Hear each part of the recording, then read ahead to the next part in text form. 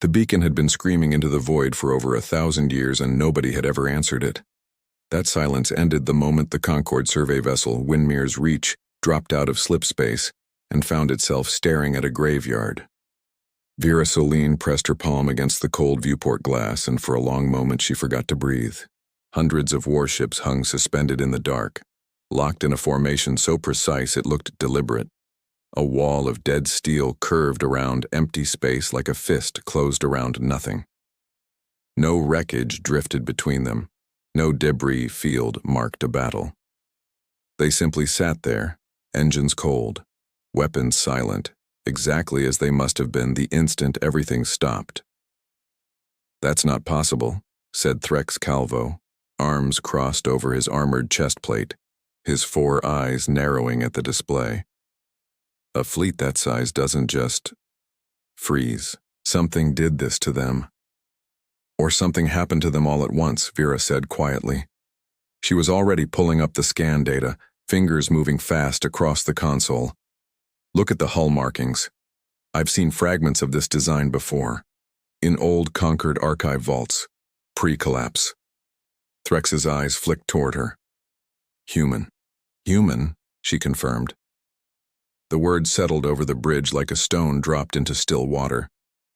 Humanity had been a footnote in Concord history for 1,000 years, a species that appeared in the historical record with startling speed, fought wars no one fully understood, and then vanished from every star chart as though they had never been catalogued to begin with. Their homeworld system had gone dark. Their colonies had gone silent, and in the centuries since, no one had ever found so much as a fragment of proof that they had truly existed at all, until now. "Distress beacon still transmitting," said Ovun, the ship's soft-spoken navigator, from his station near the rear of the bridge. "Same signal, looped for..." "Captain, the timestamp says it's been running for 1,100 years." Threx exhaled sharply through his nose. "Then whoever sent it is long dead." "Maybe," Vera said. "But something on that flagship is still generating enough power to keep a beacon alive for a millennium. That's not nothing. That's a mystery worth answering." The captain, a weathered old Patari named Sorel Voss, studied the graveyard for a long moment before speaking. "Boarding party. Minimal crew. Celine Calvo, you're leading. I want answers, not heroics. If that beacon is still running, something down there still has power. And I want to know what and why before we decide whether to report this or run from it." The flagship was enormous, easily 3 times the size of any vessel in the Windemere's Reach's own fleet catalog, and dead silent as the boarding team drifted through its breached outer hull. Emergency lighting flickered weakly along the corridors, throwing long red shadows across walls, scorched black in some places and untouched in others, as if whatever had happened here had struck with terrible selectivity. "No bodies," Threx muttered, sweeping his weapon along a corridor lined with sealed crew quarters. "A fleet this size should have thousands of casualties. I'm reading none." "Maybe they evacuated," offered Kessa, the team's young engineer, her voice tight with nerves. "Evacuated to where?" Vera asked, gesturing at the frozen formation visible through a shattered viewport. "They didn't run. They stayed. Every ship in this fleet is positioned like they were holding a line, defending something, or someone, she thought, though she didn't say it aloud. They pushed deeper into the ship, following the faint, persistent power signature that grew stronger the closer they came to the vessel's core. The corridors narrowed, the damage grew worse, and twice the team had to blast through jammed bulkhead doors that hadn't opened in centuries. Kessa's scanner chirped erratically the entire way, spiking every few meters as though the ship itself were still, somehow, quietly alive. Then they found the chamber. It had once been some kind of command sanctuary, buried deep behind 3 layers of reinforced hull, the kind of room built to protect something that mattered more than the rest of the ship combined. Rubble had caved in across half of it, ancient support struts twisted and collapsed, and half buried beneath that wreckage, glowing faintly with a single, steady pulse of blue light, sat a cryopod. "That's not just still powered," Kessa whispered, staring at her scanner in disbelief. "That's occupied." Vera felt her pulse quicken. Life signs. Kessa didn't answer right away. She checked the readout twice as if she didn't trust it. 1. Faint, but real. After 1,000 years? Threk said, disbelief edging into his voice. That's not possible. Neither was this whole fleet 5 minutes ago, Vera said, already moving toward the pod, climbing over broken debris with her heart hammering against her ribs. Help me clear this. It took the better part of 20 minutes, prying rubble away piece by piece, careful not to damage the pod's fragile old systems. When they finally freed it enough to see the control panel clearly, Vera's breath caught. The readout glowed with symbols none of them could translate, but the shape of the display was unmistakable. Vital signs, slow and thready but unmistakably present. A heartbeat. Respiration. Brain activity. Faint but active. Someone was alive in there. Had been alive impossibly for 1,100 years, sealed inside the wreck of the last human fleet anyone had ever found. Captain, Threk said into his comm, voice uncharacteristically quiet. You need to see this. Vera reached out and pressed her palm against the release mechanism, half certain it wouldn't respond after so long buried beneath the wreckage. For a moment, nothing happened. Then the pod shuddered. A low hum built beneath her hand, vibrating up through her glove, and the ancient seals around the pod's edge began, impossibly, to disengage one by one. It's opening, Kessa breathed, stumbling back a step. Vera, it's actually opening. The chamber's dead lighting flickered violently overhead, and somewhere far below them, deep in the ship's frozen bones, something else stirred awake in response. A low groan rippled through the hull, metal shifting after 1,000 years of stillness, followed by a sound none of them expected to hear on a ship this old. A warning klaxon began to wail, distant at first, then closer, then spreading through every corridor of the flagship at once, as if the entire vessel had been holding its breath and had just, after 1,000 years of silence, finally exhaled. Threk spun toward the chamber entrance, weapon raised. That's not the pod. Something else just came online. The cryopod seal released with a final hiss of ancient frozen air, and inside, a pair of eyes snapped open, wide, wild, and utterly unprepared for the strangers standing over him. He came out of the pod fighting. One moment the man was motionless, eyes wide and unfocused, and the next he was lunging upright, one hand clawing at his own chest as though searching for a weapon that should have been strapped there and wasn't. Kessa yelped and stumbled backward. Threx raised his rifle on reflex, and the man's gaze snapped to it instantly, tracking the barrel with the sharp, practiced focus of someone who had spent a lifetime deciding, in half a second, whether a weapon meant he was about to die. Don't, Vera said quickly, stepping between them, palms raised. Nobody here wants to hurt you. The man didn't relax. He was gaunt in a way that spoke of centuries, not days. Skin pale and thin over hard muscle, a tangle of dark hair, a face lined with old scars that had healed strangely, as if his body had been suspended between injury and recovery, for far longer than any body should survive. His eyes, though, were sharp, present, fully awake in a way that unsettled Vera more than his violence had. "Where's my crew?" he rasped. His voice was wrecked from disuse, but the words were clear enough. "Where is everyone?" Nobody answered right away, and something in his expression told Vera he already knew what that silence meant. "My name is Vera Celine," she said instead, keeping her voice level. "We're a Concord survey team. We found your fleet adrift. You were the only life sign aboard this ship." "The only one," he repeated slowly, as though testing the shape of the words. His gaze slid past her, taking in the ruined chamber, the collapsed struts, the dead command consoles, and something in his face cracked open for just a moment before he sealed it shut again. "How long?" "How long since what?" "Since the fleet stopped moving." His jaw tightened. "How long was I in there?" Vera hesitated. Kessa's scanner readout was still glowing faintly on her wrist display, the number impossible to soften. 1,100 years, give or take. For a long moment, the man said nothing at all. Then he laughed, a short, humorless sound with no warmth in it whatsoever, and pressed the heel of his hand against his eyes. 1100 years, he muttered. That's not long enough.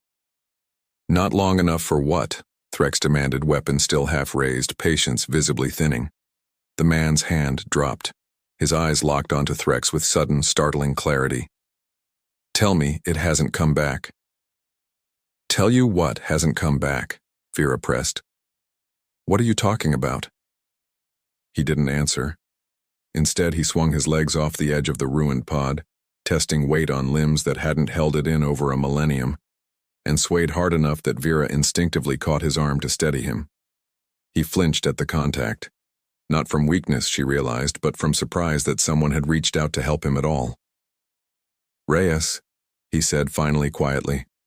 Callum Reyes, Fleet Officer 3rd Vanguard. That's all you need. Reyes, Vera repeated, filing the name away. Callum, listen to me, you're safe. This ship has been dead for 1,000 years. Whatever happened here, it's over. No, he said, and for the first time there was real fear in his voice, raw and unguarded. It's not over. It's never been over. You need to get your people off this ship. Now. Before it notices we're awake. Getting a straight answer out of him proved almost impossible. He wouldn't explain what it was.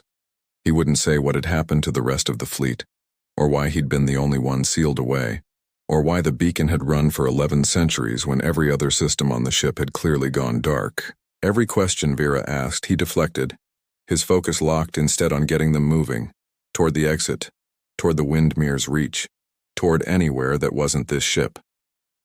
Threx, unconvinced and increasingly impatient, made the call that would change everything. We're not leaving empty-handed, he said, already crossing to the chamber's ruined data terminal. This is the find of the century. A pre-collapse human flagship with an intact crew archive. Command will want everything we can pull. Kessa, get the black box interface running. We're doing a full data sweep before we go anywhere. No, Callum said sharply, pushing off the pod's edge to stand, unsteady, but insistent. You don't understand. We don't have time for that. We have exactly as much time as I say we have, Threx replied, not looking up from the console. This isn't your fleet anymore, soldier. It's a 1,000-year-old wreck, and right now it's the most valuable discovery the Concord has made in a generation. Callum's jaw worked, fury and something closer to grief flickering behind his eyes, but before he could argue further, Kessa's scanner let out a sharp, urgent chirp. Wait, she said, frowning down at the display. I'm picking up something new. Outside the hull. Vera crossed to her side instantly. Knew how. It wasn't there 30 seconds ago. Kessa's voice climbed half an octave. It's big, really big, bigger than the flagship, and it's not on any of our threat profiles.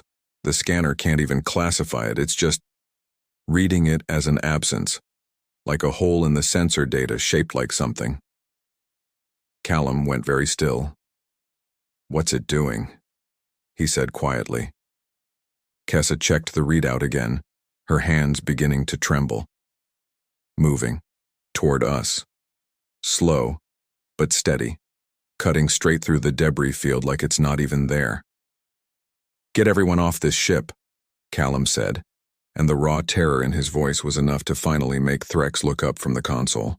Right now, all of you. I mean it. If that's what I think it is, it already knows we're awake, and it will not stop coming until every single person on this fleet is gone. Outside the shattered viewport, deep in the black between the frozen warships, something vast and silent continued its slow, deliberate approach. And for the first time in 1100 years, the last living soldier of humanity's final fleet looked genuinely, completely afraid. The thing outside the hull didn't have a name in any database the Windmere's reach carried, and that fact alone was enough to make Threx finally lower his weapon and listen. Talk, he said to Callum. Now, or we're all finding out the hard way what that is. Callum's hands were shaking, though whether from weakness or fear Vera couldn't tell. He braced himself against the ruined console, breathing hard, and when he finally spoke, his voice had none of the soldier's discipline left in it, just exhaustion and something that sounded dangerously close to grief. We didn't die to a war you'd recognize, he said. No empire, no invasion fleet, we died to that. He gestured weakly toward the viewport, toward the vast, silent shape still crawling closer through the wreckage. We called it the hollowing, because that's what it does. It doesn't destroy things. It erases them. Erases, Vera repeated carefully. Meaning what, exactly? Meaning it doesn't leave wreckage. Callum's eyes were distant now, seeing something none of them could. It doesn't leave bodies or records or ruins for some future archaeologist to dig up in 1,000 years and wonder what happened. It goes through a system, a fleet, a species, and it takes all of it. Every ship, every colony, every mention of them in every archive that ever existed anywhere in range of its passage. And when it's done, there's no gap left behind to notice. No grief, no history, just nothing where something used to be. The chamber went very quiet. That's not possible, Threx said, but the certainty had gone out of his voice. Ask yourself something, Callum said, turning to look at him directly. How much do you actually know about pre-collapse civilizations? Not humanity, I mean the others, the ones that existed before the Concord's oldest records begin. You've got maybe a dozen species cataloged from that era. Doesn't that number ever strike you as small? Vera felt something cold settle in her stomach, because it did. It always had. Concord historians had puzzled for centuries over the strange, abrupt shallowness of the deep past. Civilizations that seemed to simply begin, with no precursors, no ruins, no archaeological lead-up. She'd always assumed it was a data problem, a gap in the record. You're saying it wasn't a gap, she said slowly. You're saying there were more, and it erased them so completely that nobody even remembers there's something missing. I'm saying humanity found that out the hard way, Callum said. We ran into a system that should have had an ancient, thriving civilization in it. Ruins, ships, something. Instead, we found empty rock and an anomaly in the deep dark that our sensors couldn't classify. Same as what your girl just found outside this hull. We didn't know what it was. We investigated anyway. His voice cracked, just slightly. By the time we understood what we were looking at, it already knew where our homeworld was. And it followed you home, Vera said quietly. Callum nodded, jaw tight. Every fleet we sent against it, gone. Every colony it reached, gone. Not conquered, not glassed, just gone, with nothing left to even prove they'd existed.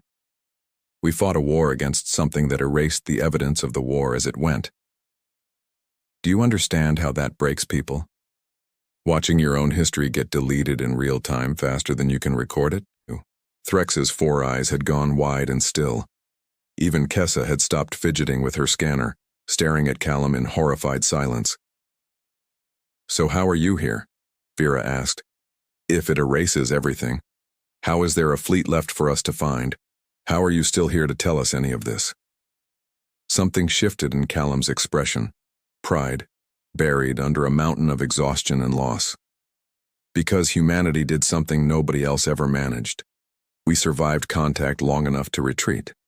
Every other species it found before us ours stopped mid-record, like a sentence cut off before the period. We're the only ones who ever got away with pieces of our own history still intact. We built this fleet, the last one we had left, and we came out here, to the edge of nowhere, to make our final stand where it couldn't follow the trail back to any other living species. A last stand? Threx said slowly. Then where's the battle damage? Where's the wreckage of whatever you were fighting? Callum's gaze dropped to the deck. We didn't win, he said quietly. We just made sure it never got to finish the job. Vera's stomach turned cold. What does that mean? It means this fleet was never meant to be found intact, Callum said, and for the first time, real dread crept into his voice. Not fear of the thing outside, but fear of what he was about to admit. This whole graveyard was rigged the moment we anchored here. A dead man's trigger, tied to the last surviving crew member's vital signs, set to detonate the entire fleet's remaining core reactors the instant that survivor's life signs flatlined for good, so that if the hollowing ever traced us here to finish what it started, there'd be nothing left for it to erase. No ships, no bodies, no proof we'd ever existed at all. We'd deny it the erasure. We'd erase ourselves first, on our own terms.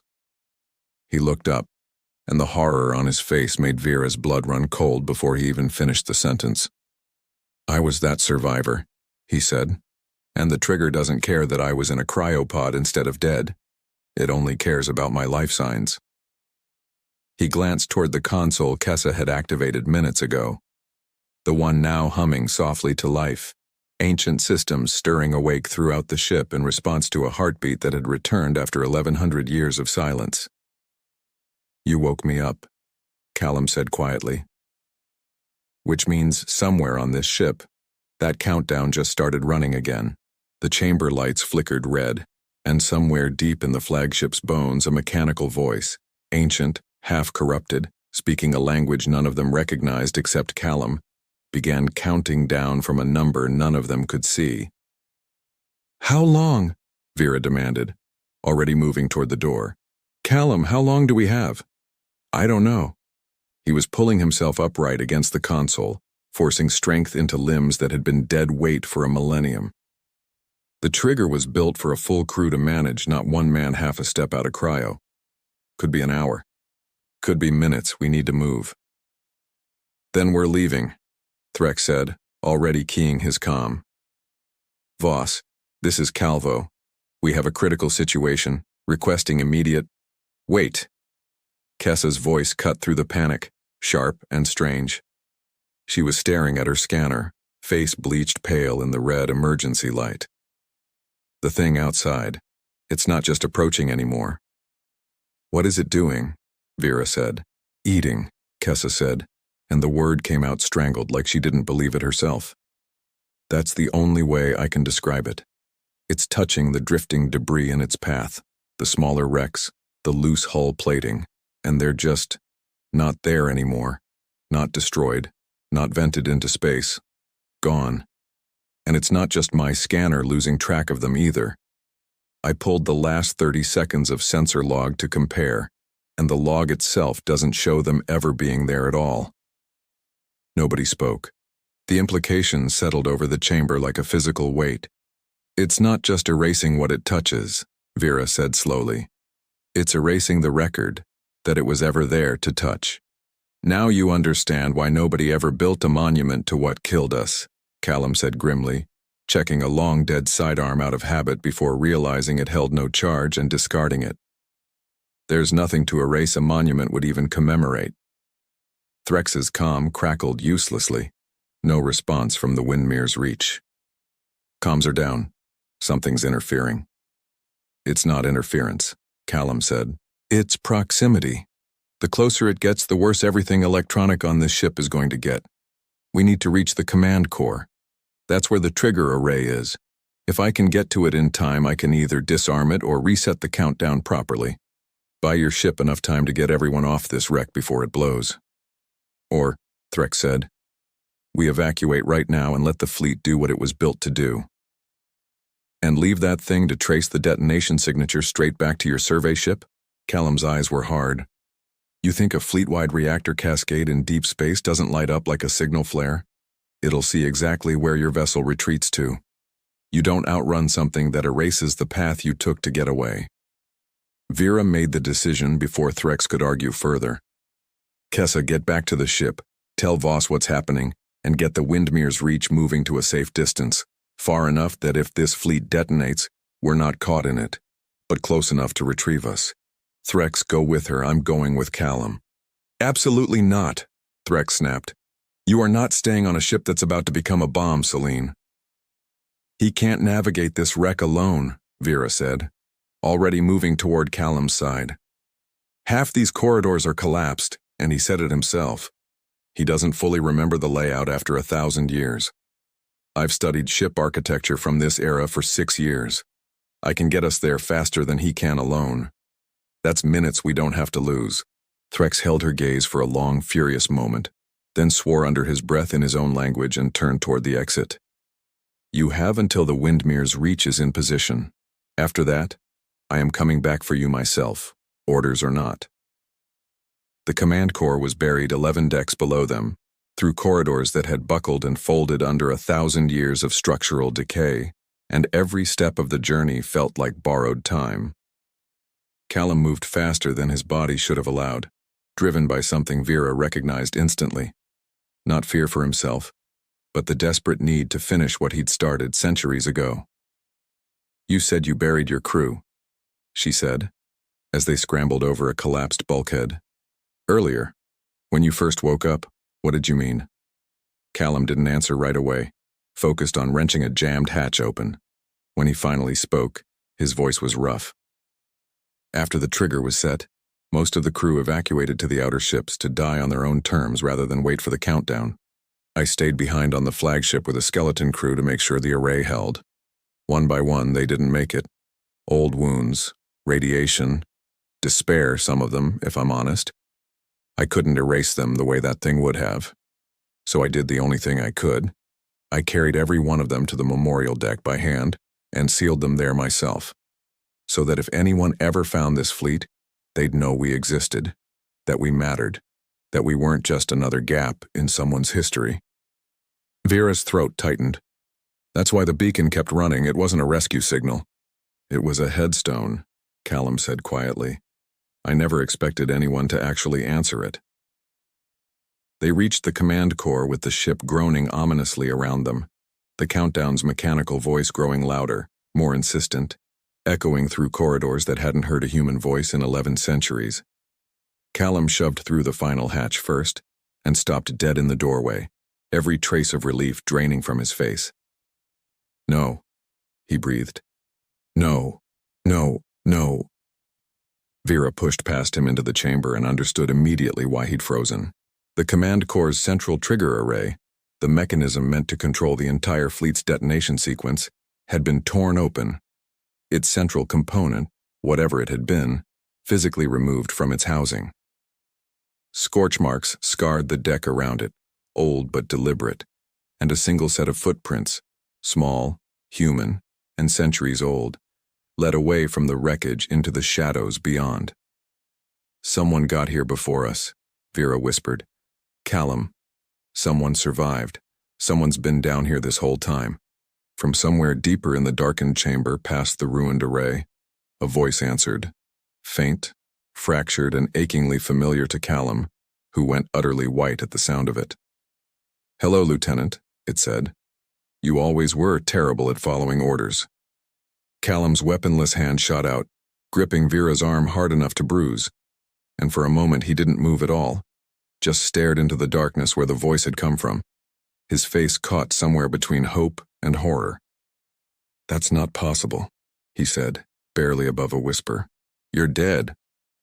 I watched you go into the trigger housing yourself. I sealed the chamber after." "I did die," the voice answered, and now it was closer, drifting out of the shadows in fragments, like a signal struggling to hold a channel. "That part's true, just not completely. Not the way it's supposed to work." A shape resolved out of the dark. Not quite solid, not quite light. A flickering outline of a woman in an officer's uniform, decades out of fashion even by Callum's era, her edges blurring and reforming like a badly tuned hologram fighting against static. Vera's instruments registered nothing. No energy signature, no mass. Just a presence that shouldn't have existed and somehow, undeniably did. "Captain Ashworth," Callum breathed. "Not anymore." The flickering shape said, something like sorrow threading through the broken audio. "Not really anything anymore. Just enough of me left that it hasn't finished the job."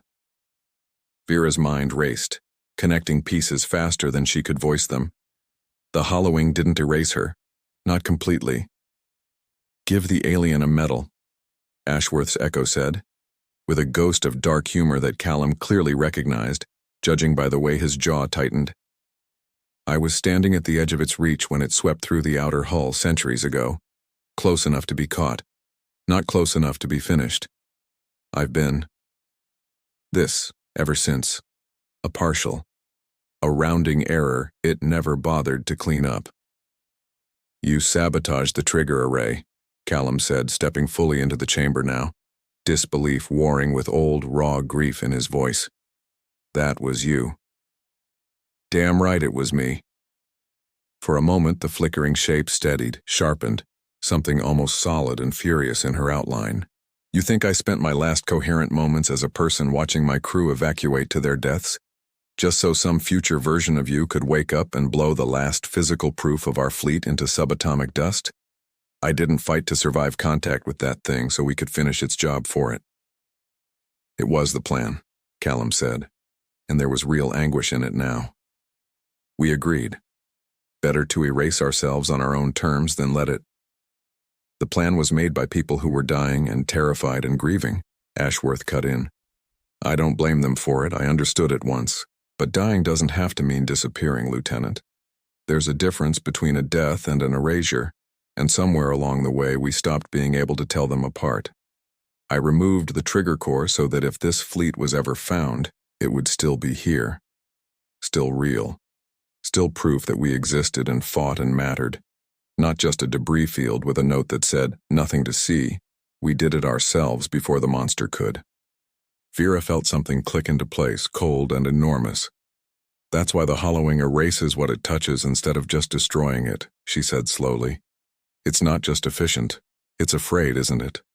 Afraid of being remembered. Ashworth's flickering gaze turned to her, sharp even in its instability. Smart? Yes. We figured that out too late to use it, but yes. Everything we ever learned about that thing pointed the same direction. It doesn't erase because it's strong. It erases because being remembered is the one thing it can't survive. A species, a fleet, a single grave marker. Anything that persists as evidence is a threat to it. Because if enough of that evidence accumulates somewhere it can't reach somewhere far enough away, spread across enough separate records, it can't take it all back. Vera finished, breath-catching. There's a threshold. If enough proof exists in enough places at once, it loses. Not the fight. The ability to make it like it never happened. That's the theory I died holding on to, Ashworth said quietly. Never got the chance to test it. The chamber trembled violently, dust sifting down from the ruined ceiling, and Kessa's earlier readout replayed itself in Vera's mind with sickening new clarity. The hollowing consuming everything in its path. Closer now than it had been minutes ago, moving with the same slow, patient certainty it always had. It's not hunting the fleet anymore, Ashworth said suddenly, her flickering form snapping toward something none of the living could sense directly. It's hunting you. Me? Vera said. Your ship, Ashworth corrected. The moment your people started running a data sweep on this wreck, you began transmitting fragments of the black box archive back to your own vessel for storage. Fleet logs, crew records, everything I fought to preserve down here. That signal is exactly the kind of accumulating, spreading proof that thing has spent 1,000 years making sure never exists. It's not coming for the graveyard anymore. Her broken voice cracked with something close to panic. It's coming for the Windmere's Reach and everything you've already pulled off this ship. Callum's face drained of color. Vera, how much of the archive did your team manage to transmit before we lost contact?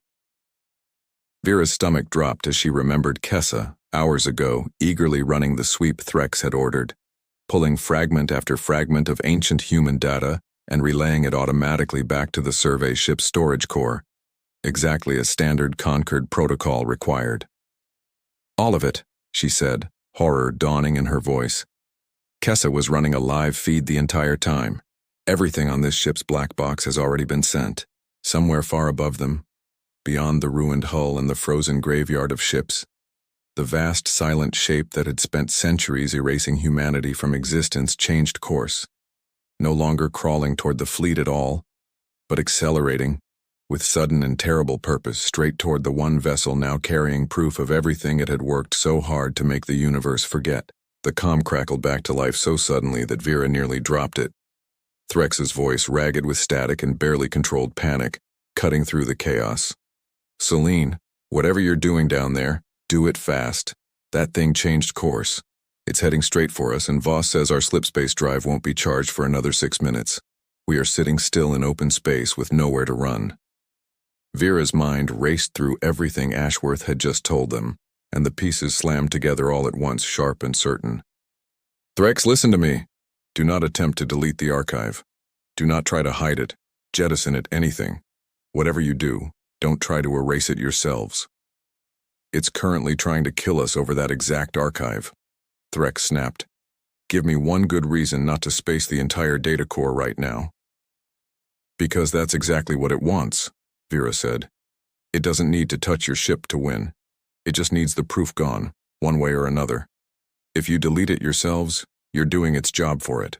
Callum was already moving, dragging himself toward a secondary console half buried under 1,000 years of dust, his hands flying across controls that hadn't been touched since before the Windmere's Reach's entire species had a name for interstellar travel. Ashworth's flickering form hovered close beside him, sharper now, more present, as though urgency itself was giving her broken signal something to hold on to. There's still a long-range transmitter array on this flagship, Callum said. Old but built to survive anything short of a direct hit. If we can route the full archive through it, not just what your team already grabbed, but everything, every fragment of this fleet's history, every name, every record, and broadcast it across every open relay beacon and range simultaneously. You flood the signal, Vera said, understanding hitting her like a physical blow. You don't just send it to one ship it can chase down and erase. You send it everywhere at once. So many separate copies, in so many separate places, that there's no way for it to hunt them all down before someone somewhere has already seen it. That's the theory, Ashworth said quietly, meeting Callum's eyes. The one I never got to test. Then let's test it, Callum said. The transmitter array groaned to life under his hands, ancient systems fighting through 1,000 years of decay, power rerouting from every remaining reactor across the frozen fleet. The same reactors Vera realized with a chill that had once been rigged to erase this graveyard forever. Now instead they were being turned toward the opposite purpose. Not destruction, but permanence. The ship shuddered violently around them as the hollowing's approach grew close enough to register, even on instruments not designed to sense it. Pressure building in the air, lights guttering, the very structure of the hull groaning under a presence that defied every law of physics the Concorde had ever catalogued. Transmission ready, Callum said, sweat streaking down a face gone pale with effort. The second I trigger this, every scrap of this fleet's history goes out across 1,000 relay beacons at once. Every species in range gets a copy. Nobody can take that back. Then what are you waiting for? Vera said. Because once it's done, Callum said, voice suddenly very quiet, there's no version of this where that thing lets us walk away peacefully. It's going to throw everything it has at stopping this signal before it completes. And this transmitter needs someone at the console the entire time to keep it stable. Ashworth's flickering form settled beside him, steady for the first time since Vera had seen her. Then it's a good thing I never actually left this station, Lieutenant. Callum looked at her, really looked, all the exhaustion and grief of 1,100 years finally breaking through, and nodded once hard, like a man accepting an order he'd been dreading his whole life. Go, Ashworth said softly. Both of you. Get to that hatch and get off this ship. I'll hold the signal. Captain. I already died once for this fleet, she said, and for a moment something almost like peace crossed her fractured face. Let me finish the job properly this time, on my own terms. Not erased, remembered. Now go, or you'll waste the only thing I have left to give. Vera grabbed Callum's arm and hauled him toward the hatch as the transmitter array screamed to full power behind them, the entire flagship shaking apart around its edges as the hollowing tore into the outer hull, reaching for the one thing it had spent 1,000 years making certain never existed. Data streamed outward in an unstoppable flood. Names, records, faces, battles, griefs, small human details no empire had ever bothered to preserve, flung across 1,000 relay beacons before anything in the void could reach far enough to stop it. They burst out onto the flagship's ruined outer hull just as the Windmere's Reach screamed into position above them, cargo bay doors already open, Threx himself leaning out with a tether line in hand, roaring something neither of them could hear over the chaos. Vera grabbed Callum, half dragging his failing body toward the line, and the last thing either of them saw before the tether yanked them clear was the command core's chamber lighting up from within, bright, defiant, and utterly unerasable, as Ashworth held the signal steady until the very last bite of humanity's history was finally, irrevocably, witnessed. The hollowing didn't destroy the flagship. It simply stopped. For one long, terrible moment, it hung motionless in the wreckage, vast and silent as though searching for something it could no longer find a way to take back. Then slowly, without violence, without triumph, it withdrew, retreating back into the dark it had come from, denied the one thing it had always depended on. Not defeated. Just, for the first time in 1,000 years, too late. Callum woke up 3 days later in the Windmere's Reach's medical bay, weak but alive.